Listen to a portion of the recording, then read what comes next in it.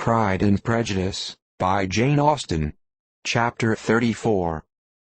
When they were gone, Elizabeth, as if intending to exasperate herself as much as possible against Mr. Darcy, chose for her employment the examination of all the letters which Jane had written to her since her being in Kent. They contained no actual complaint, nor was there any revival of past occurrences, or any communication of present suffering. But in all, and in almost every line of each, there was a want of that cheerfulness which had been used to characterize her style, and which, proceeding from the serenity of a mind at ease with itself and kindly disposed towards everyone, had been scarcely ever clouded.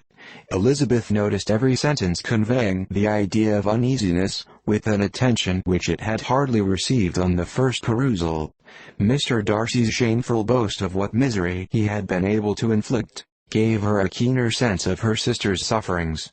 It was some consolation to think that his visit to Rosings was to end on the day after the next, and, a still greater, that in less than a fortnight she should herself be with Jane again, and enabled to contribute to the recovery of her spirits, by all that affection could do.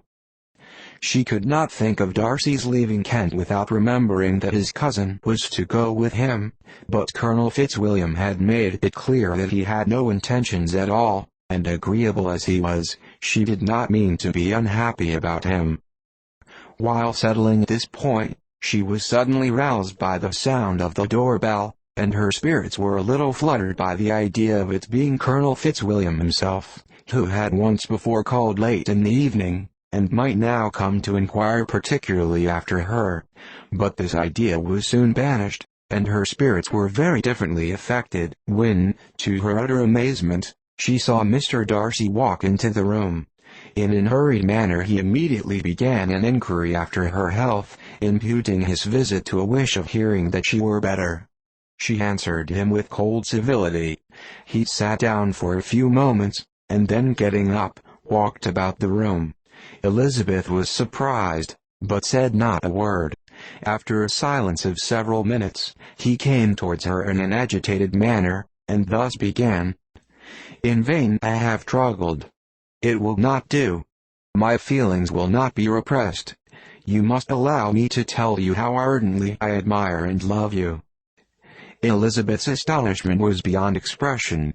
She stared, colored, doubted, and was silent.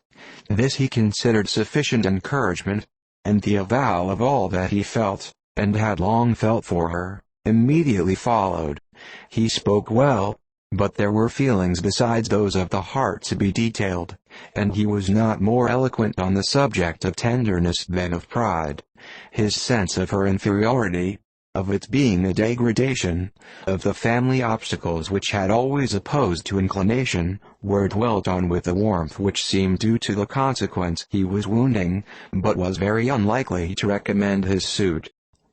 In spite of her deeply rooted dislike, she could not be insensible to the compliment of such a man's affection, and though her intentions did not vary for an instant, she was at first sorry for the pain he was to receive, till, roused to resentment by his subsequent language, she lost all compassion in anger.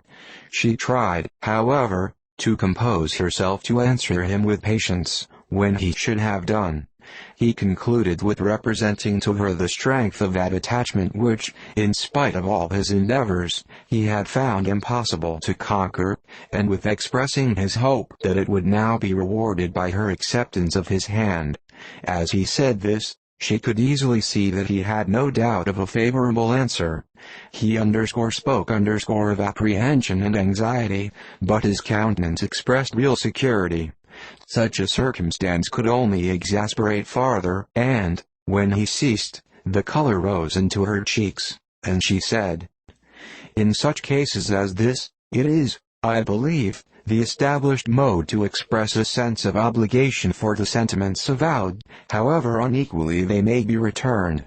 It is natural that obligation should be felt, and if I could feel gratitude, I would now thank you. But I